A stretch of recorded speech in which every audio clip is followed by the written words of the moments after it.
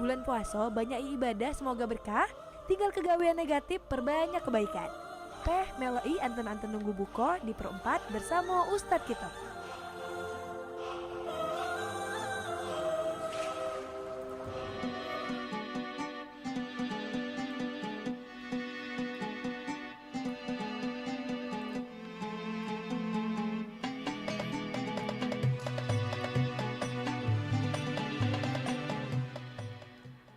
Ya, Assalamualaikum warahmatullahi wabarakatuh. Selamat sore sahabat budaya, Mang Cebice, dulur-dulur di mana berada ya. Kita ketemu lagi dalam acara Anten-Anten Nunggu Buko dari Perempat Suara Budaya Sumatera Selatan untuk edisi sore hari ini, hari Sabtu 19 Ramadan 1445 Hijriah ya. Ketemu lagi dengan Gulo Cek Lisa, ngedewangi Mang Cek Bice sampai jelang pukul 17.30 menit waktu Indonesia Barat kakek. Dan alhamdulillah di studio kita sudah hadir ya narasumber kita untuk sore hari ini. Kita ketemu lagi dengan Ustaz Haji Ahmad Soleh Sakni LCMA CDAI. Assalamualaikum warahmatullahi wabarakatuh Pak Ustadz. Waalaikumsalam warahmatullahi wabarakatuh. Sehat Pak Ustadz ya? Alhamdulillah. Walaupun tadi sempat hujan ya. Iya betul. Iya. Dan cak biasa Mang Cek Bice dulur-dulur untuk program Anten-Anten Nunggu Buku ini kaget saya bisa buka line telepon kita di 351656 atau di WhatsApp di 08977884 dan pacak juga nyingoi siaran kita langsung melalui channel Perempat FM ya di live YouTube-nya. Oke, kita langsung ke Ustadz kita dulu untuk mulai perbincangan kita di sore hari ini dalam acara Anten-Anten Nunggu Buku ya mengenai topik di sini Pak Ustadz ngambil judul yaitu puasa dan kejernihan hati, dan ini tidak main-main ya Pak Ustadz ya, berkaitan langsung ya karena tentunya dengan hati yang bersih ini berpengaruh dengan amal ibadah kita juga ya selama puasa ya Pak Ustadz. Betul sekali. Ya, silakan untuk memulai perbincangan kita ini dengan tausiah awalnya Pak. Baik, bismillahirrahmanirrahim. Assalamualaikum warahmatullahi wabarakatuh. Waalaikumsalam. Hamdan wa syukran lillah, salatan wassalaman ala rasulillah, wa ba'd. Para pendengar Perempat RRI Palembang, sahabat budaya yang berbahagia, kaum muslimin dan muslimat, para shaimin dan shaimat yang senantiasa dimuliakan oleh Allah Subhanahu wa taala. Puasa dan kejernihan hati, dua hal yang tidak bisa dipisahkan. Karena puasa hakikatnya adalah upaya tazkiyatun nafs, upaya membersihkan jiwa, membersihkan hati. Maka poin besarnya dari ibadah puasa yang kita kerjakan adalah ketika kita memiliki kejernihan hati. Dalam bahasa agama adalah kita memiliki salimus sadr atau salimul qalb atau salamatus sadr. Artinya kita memiliki hati yang bersih, hati yang jernih, hati yang selamat. Ya. Hati yang selamat yang dimaksud adalah hati yang selamat dari kesyirikan. Hati yang selamat dari hal-hal yang syubhat. Hati yang selamat dari mengikuti hawa nafsu dan maksiat. Maka hati yang selamat ini sesungguhnya yang akan kita kejar. Karena kehidupan kita di dunia dan nanti di akhirat itu nilainya ada pada hati kita. Ketika kita hati bersih, hati kita jernih, hati kita salim, selamat, maka itulah yang akan menyelamatkan kita. Dalam Al-Quran surah Al-Hasyr, Allah Subhanahu wa taala menjelaskan. Dalam surah Asy-Syu'ara Allah menjelaskan, "Yauma la yanfa'u malun wala banun illa man atallaha biqalbin salim." Dalam ayat ini dijelaskan bahwasanya pada hari itu nanti, yaitu hari kiamat, tidak berguna harta, mal, wala banun, anak keturunan, kecuali mereka yang datang kepada Allah Subhanahu wa taala dengan hati yang bersih, biqalbin salim. Hati yang bersih, hati yang selamat dari mempersekutukan Allah Subhanahu wa taala. Hati yang selamat dari mengikuti hal-hal yang syubhat. Hati yang selamat dari mengikuti syahwat. Mari kita lihat misalnya hati yang selamat dari urusan kesyirikan. Ya. Dalam ibadah puasa kita diajarkan untuk merasa selalu diawasi oleh Allah Subhanahu wa taala. Muraqabatullah, kita merasa diawasi oleh Allah. Bayangkan makanan, minuman lengkap tersiap tersaji di atas meja kita, di kulkas kita. Tetapi kenapa kita tidak berbuka puasa? Ya. Karena kita merasa selalu diawasi oleh Allah Subhanahu wa taala. Ini mengajarkan kepada kita bahwa tauhid kita kuat. Kita tidak mempersekutukan Allah Subhanahu wa taala. Kita beribadah, puasa ini bukan untuk siapa-siapa, tetapi memang untuk Allah Subhanahu wa taala. As-saumu li, kata Allah, puasa itu untukku, wa ana ajzi bihi, dan akulah yang pantas, kata Allah, untuk memberi ganjaran bagi orang-orang yang berpuasa tersebut. Ya, baik. Sahabat Budaya, itu tadi pengantar tausiah awal kita untuk edisi sore hari ini dalam acara Anten-Anten Nunggu Buko yang baru disampaikan oleh Pak Ustadz Haji Ahmad Soleh Sakni. Jadi untuk yang nak bergabung, cobalah baca di hubungi di sini ya. Di line telepon kita 351656 ya, Cak biasa baca bertanya langsung dengan beliau ya, mengenai berbagai hal terkait dengan puasa dan kejernihan hati yang kita bahas sore ini ya Pak Ustadz ya. Ya, dan ini kalau ngomong soal puasa dan kejernihan hati ini berkaitan langsung ya Pak ya, dan untuk menjaga agar puasa kita lebih afdol itu salah satunya dengan hati yang bersih tadi ya Pak ya. Betul. Dan untuk mengetahui ciri-ciri dari puasa yang diterima itu, mungkin Bapak bisa berikan informasi yang kepada pendengar. Ya. Mungkin ada yang nanya, kira-kira puasa yang seperti apa itu yang bisa diterima, yang bisa diciri nih itu apa? Ya. Jadi puasa yang diterima oleh Allah Subhanahu wa taala itu adalah puasa yang imanan wahtisabah. Imanan artinya kita melaksanakan ibadah puasa ini karena memang keyakinan kita kepada Allah Subhanahu wa taala. Dan jelas firman Allah, ya ayyuhalladzina amanu, wahai orang-orang yang beriman, kutiba alaikumusiyam. Jadi yang diperintahkan untuk berpuasa ini adalah orang-orang yang beriman. Maka ketika kita berpuasa karena keimanan kita kepada Allah, maka inilah salah satu syarat dan alamat atau ciri puasa kita diterima oleh Allah. Yang kedua, ihtisaban. Ihtisaban itu artinya kita bersungguh-sungguh menjaga hal-hal yang akan membatalkan ibadah puasa kita. Kita betul-betul sadar, karena tidak sedikit orang yang tidak sadar berpuasa, hanya sekedar menahan lapar, dahaga, haus saja. Tetapi lebih dari itu, puasa sesungguhnya harus sampai kepada pendidikan hati kita.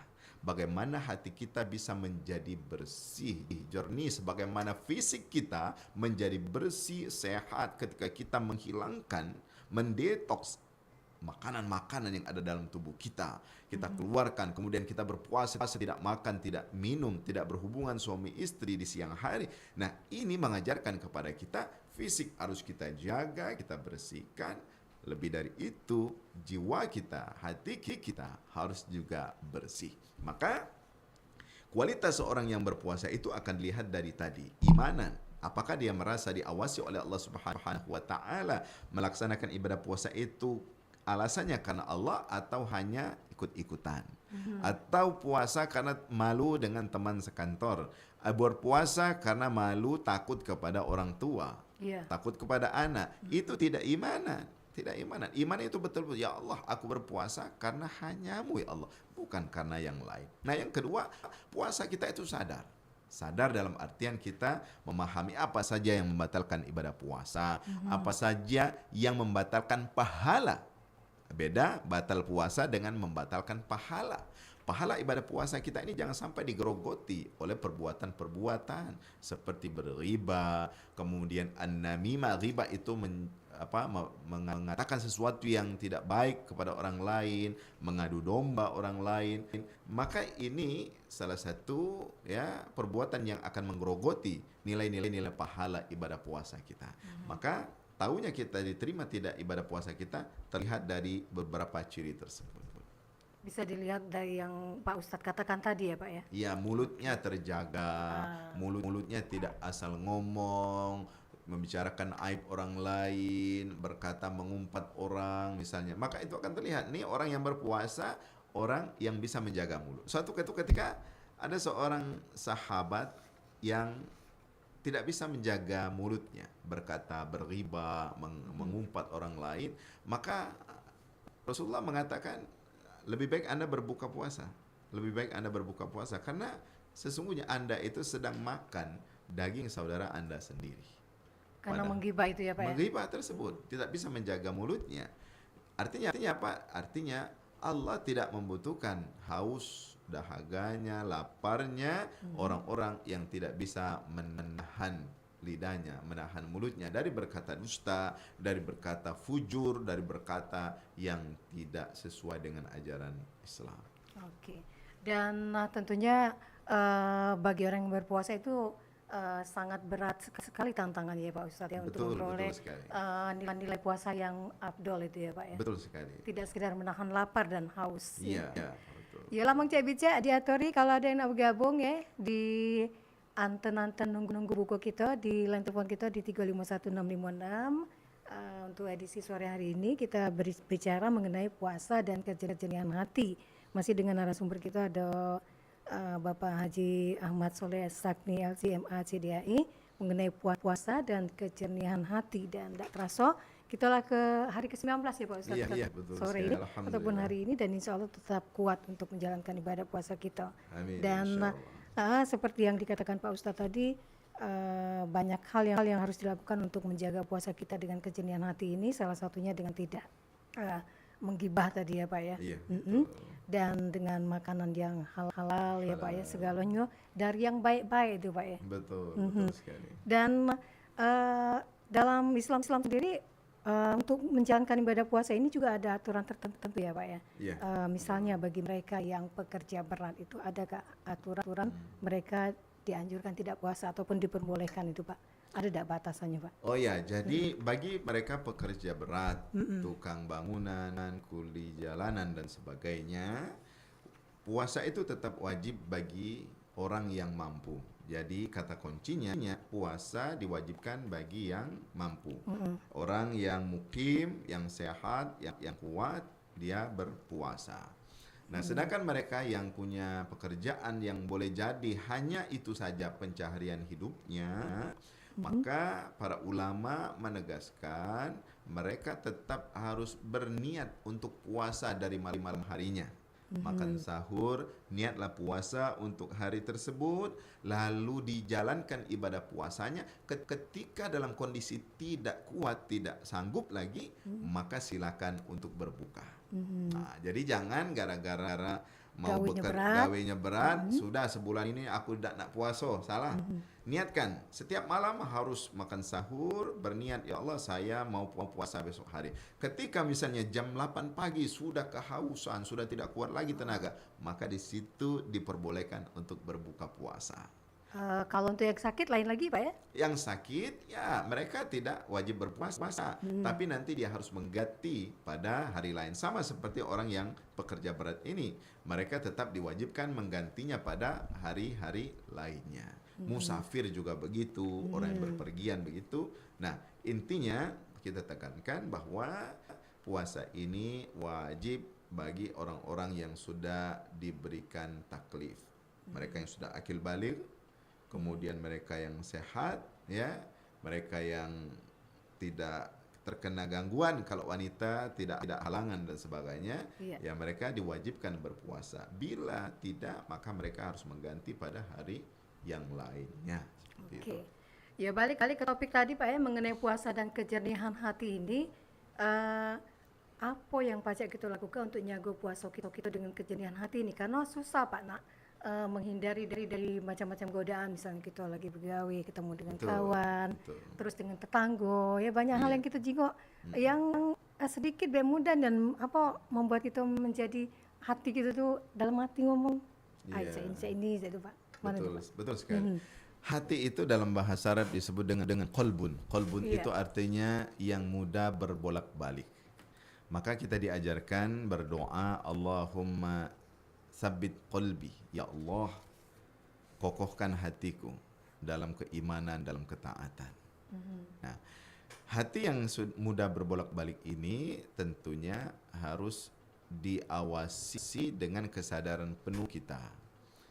Dengan ilmu, ilmu ketika seseorang mengikuti hawa nafsunya, mengikuti hatinya yang kotor tadi, qalbun marid, maka dia akan terjerumus kepada hal-hal yang negatif.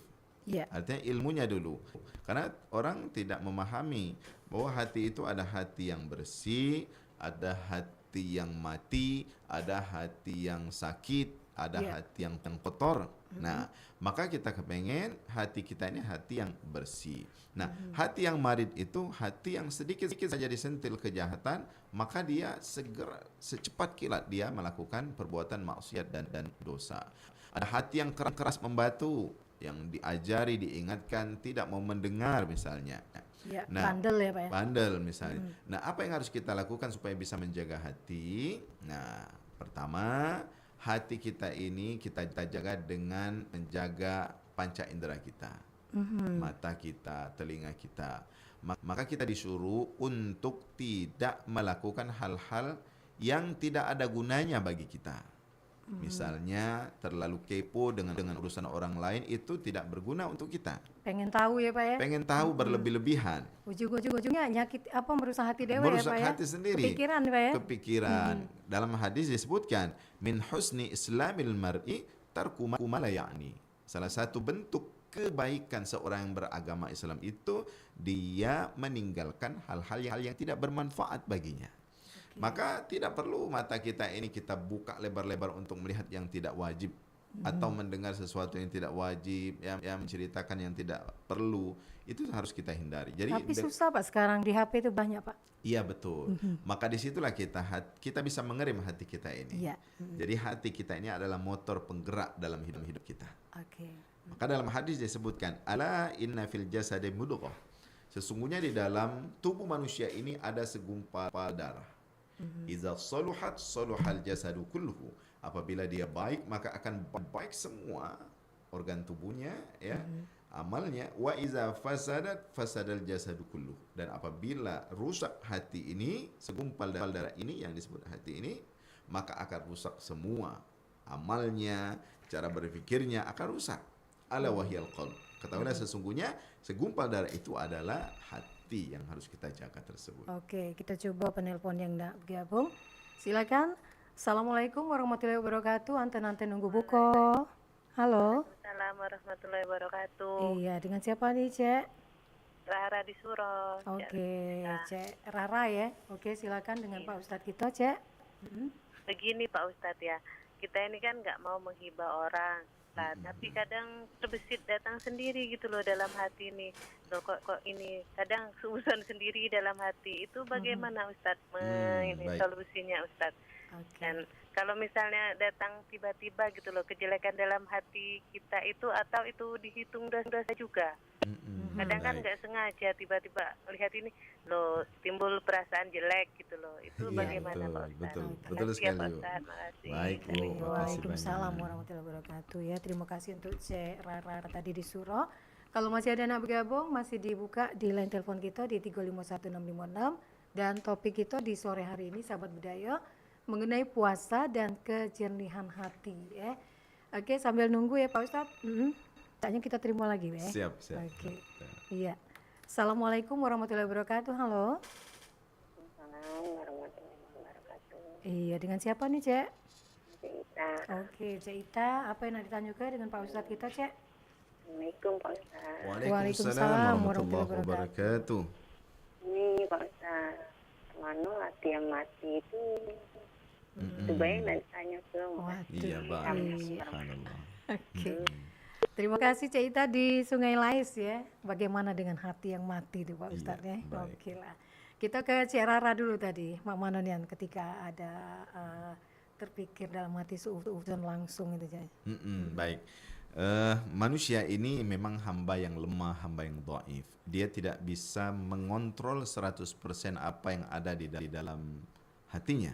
Benar Pak. Karena itu dalam agama Islam, ini salah satu bentuk keindahan agama kita ini, Allah Subhanahu wa taala mengampuni, mengampuni apa yang terbersit dalam hati manusia dengan catatan tidak diucapkan dan tidak dilakukan.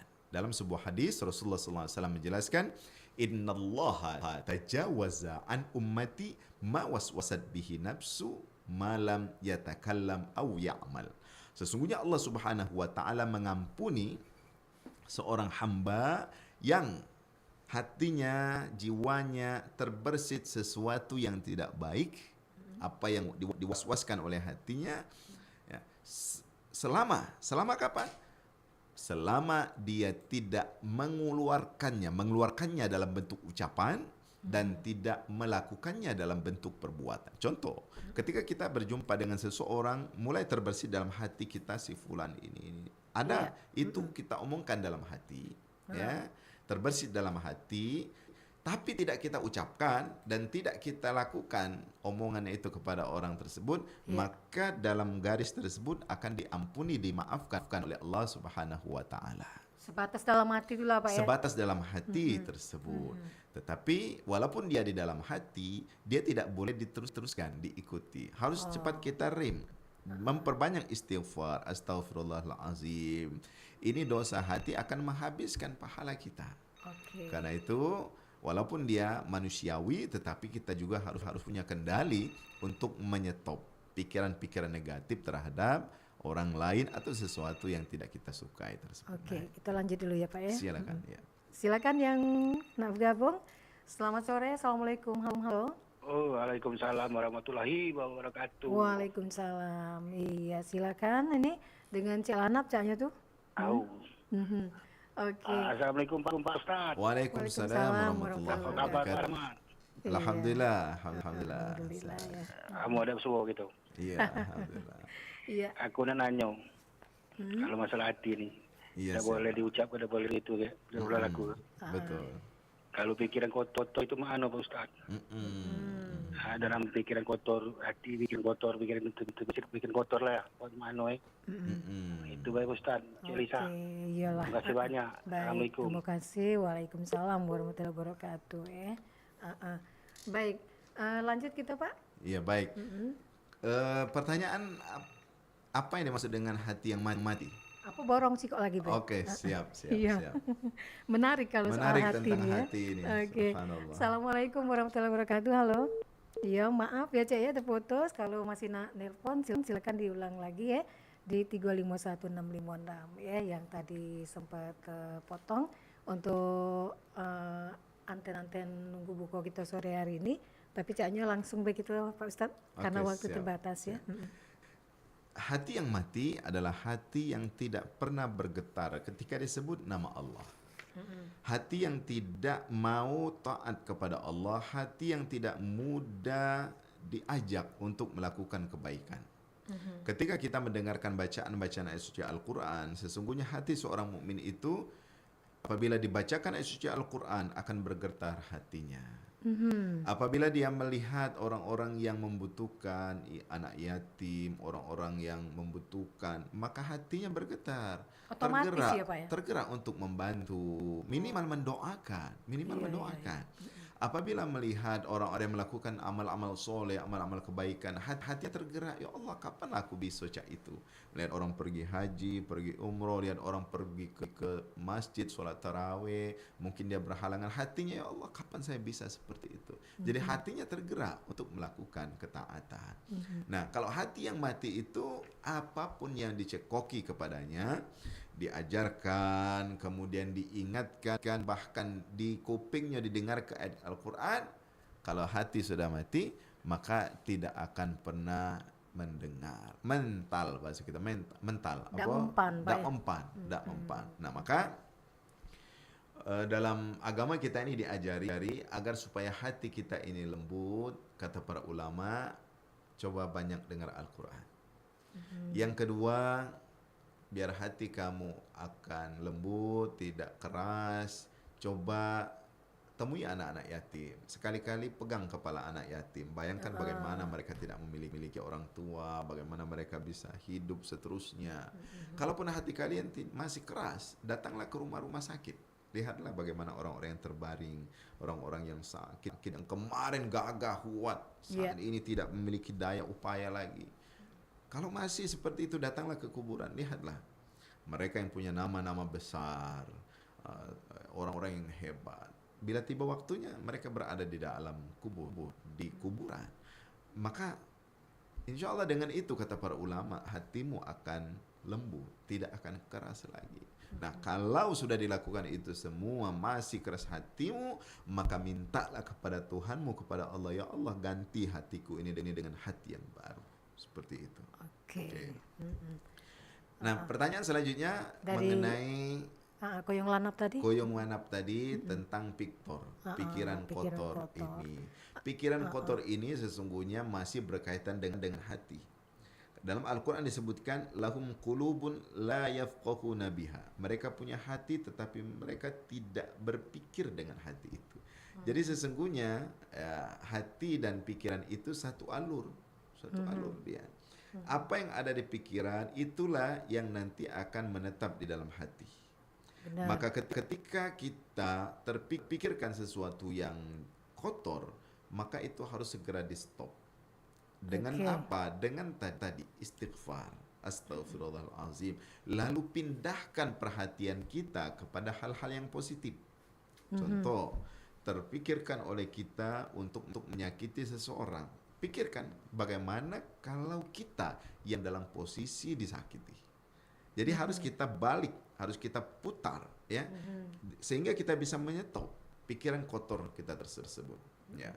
Kalau kita tidak mau, maka ini disebut tadi hati yang tidak selamat. Kenapa? Karena dia mengikuti syahwat. Jadi penyakit kita ini ada dua sebetulnya. Apa itu, Pak Ustaz? Penyakit syubhat. Syubhat itu hal-hal yang samar-samar. Jadi kita ikuti yang samar-samar ini. Tidak jelas, Pak. Tidak jelas, tidak jelas. Yang kedua, syahwat. Penyakit kita ini cenderung mengikuti hawa nafsu. Nah, pikiran kotor ini adalah masuk dalam kategori mengikuti syahwat ini tadi. Maka tugas kita, ya, sebagaimana Imam Al-Ghazali menjelaskan, supaya hawa nafsu kita ini tidak dimanjakan, ya, maka dia harus dibebani dengan beban yang banyak. Apa beban yang banyak itu? Yaitu dengan melakukan hal-hal yang baik, hal-hal yang bermanfaat. Kemudian ibarat kuda, ya, nafsu syahwat kita yang buruk tadi kita laparkan. Artinya usah kita turuti kendaknya. Sama seperti kita berpuasa. Cari kesibukan ya, Pak, ya. Cari kesibukan yang baik, cari kesibukan yang bermanfaat. Seperti kita puasa ini kan, kita melaparkan tubuh kita ini, fisik kita ini kita laparkan. Kita laparkan sebagaimana kuda kalau dilaparkan dia mau bergerak sudah capek dia. Nah, kita saja capek. Tidak Nggak ada makan, mikir tidak lagi minum. ya, Pak, yang jelek-jelek ya. Akhirnya tidak lagi terpikir yang buruk-buruk tadi. Nah, agar dia tambah kuat, setelah kita laparkan, arti laparkan ini tidak kita kasih makan dengan hal-hal yang kotor tadi, pikiran kotor tadi, kita stop makanannya itu, kemudian kita ganti dengan baca Al-Quran, dengan membaca buku-buku yang memotivasi kita, dengan berdiskusi yang bermanfaat, silaturahim misalnya, membantu orang lain, maka secara otomatis pikiran kotor itu akan hilang. Seperti itu. Dan agar konsisten hati kita terjaga ini apa, Pak, yang harus dilakukan? Ya. Continue. Ya, Secara memang kontinu. berat Biar terjaga untuk ya, Pak, ya. istiqomah itu. Istiqomah itu memang sesuatu yang berat. Tapi itu harus kita coba terus. Ya. Karena iman kita ini yazidu wa yanqus. Iman kita ini bertambah dan berkurang. Kadang naik tinggi lebih dari gunung tingginya. Atau kadang-kadang dia turun sampai ke dasar bumi. Maka tugas kita sebagai seorang hamba Allah yang dhaif harus senantiasa berusaha untuk istiqomah. Cara untuk istiqomah itu yang paling mudah adalah senantiasa memperbaharui niat kita. Memperbaharui niat kita ini. Puasa untuk apa sih kita berpuasa ini sesungguhnya? Kenapa kita disuruh berpuasa? Apa yang kita kejar dalam ibadah puasa ini? Nah, niat ini harus kita senantiasa perbaiki. Nah, yang kedua, kita mencari milieu yang sehat, lingkungan yang sehat, yang baik, al-bi'a as-salihah, al-bi'a at-thayyibah, lingkungan yang kondusif. Lingkungan ini macam-macam, grup WA yang kondusif, Benar. yang berbagi hal-hal yang positif yang baik, teman kerja yang baik, lingkungan tetangga yang baik. Maka kita disuruh mencari lingkungan teman yang baik. Kenapa? Karena sesungguhnya teman itu menarik. Dalam istilah bahasa Arab disebut as-sahibu sahib.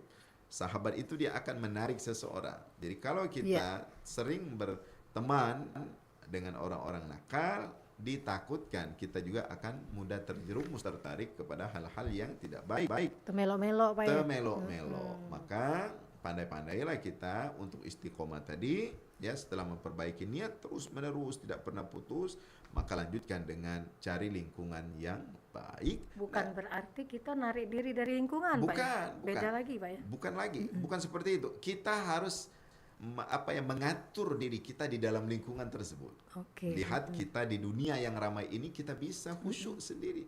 Kita tidak terganggu dengan bisingnya suara mobil, suara motor, orang ribut. Kenapa? Karena kita punya kemandirian hidup.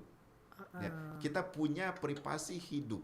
Apapun yang dikerjakan kiri kanan kita punya kemandirian hidup kita. Disitulah pentingnya kita menata hati, mencari lingkungan yang baik. Bagaimana ketika dalam lingkungan yang buruk kita tetap menjadi orang yang baik. Tetap baik Pak ya. Itu. Iya.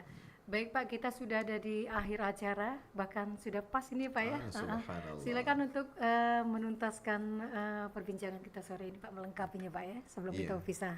Oke, baik. Para pemirsa yang dimuliakan Allah Subhanahu wa taala, hati yang bersih ini itulah tujuan dari ibadah puasa kita.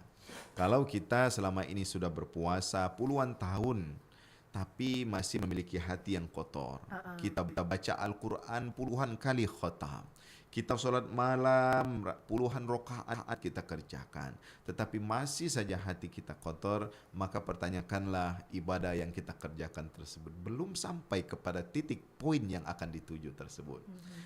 Puasa mengajak seseorang sampai kepada pribadi yang muttaqun, orang yang bertakwa kepada Allah, dan tanda orang yang bertakwa itu adalah pribadi yang jernih, bersih hatinya, selamat dari kesyirikan, selamat dari yang syubhat, dan selamat dari hal-hal yang syahwat yang menyakiti orang lain. Maka insya Allah dengan pemahaman seperti ini, puasa kita insya Allah akan semakin berkualitas. Tidak hanya rutinitas yang tidak berbekas, tetapi rutinitas yang akan merubah pola hidup kita. Karena hati yang bersih itulah yang akan menjadikan hidup kita ini akan semakin berkah, insya Allah. Demikian, semoga bermanfaat. Assalamualaikum warahmatullahi wabarakatuh. Waalaikumsalam warahmatullahi wabarakatuh. Yalah sahabat budaya di mana berada, demikian anten-anten nunggu buku kita di sore hari ini ya. Di hari Sabtu 19 Ramadan 1445 Hijriah dengan topik puasa dan kejernihan hati bersama narasumber kita Bapak Ustadz Haji Ahmad Soleh Sagni LCMA CDAI. Mudah-mudahan apa yang disampaikan tadi tentunya akan memberikan pencerahan untuk kita galau-galau dan insya Allah kita bisa menjaga hati kita ya Pak ya. Wassalamualaikum warahmatullahi wabarakatuh. Waalaikumsalam warahmatullahi wabarakatuh. Laki Topeloi, program Ramadan, anten-anten nunggu buko. Mugo-mugo dapat wawasan dan mempertebal keimanan. Berkah galo-galo, kita peloi acara selanjutnya.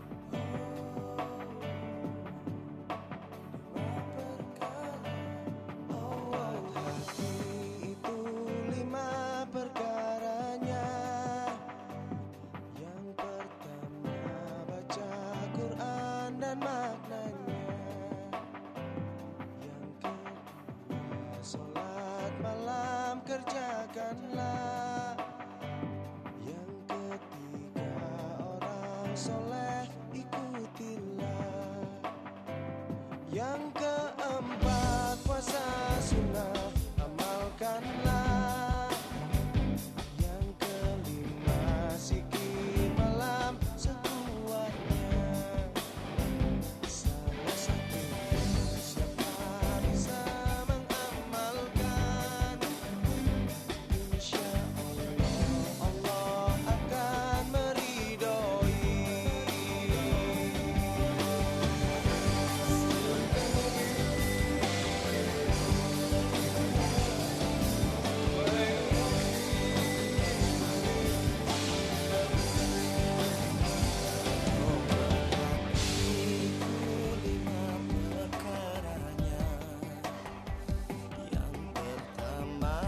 baca Quran dan maknanya.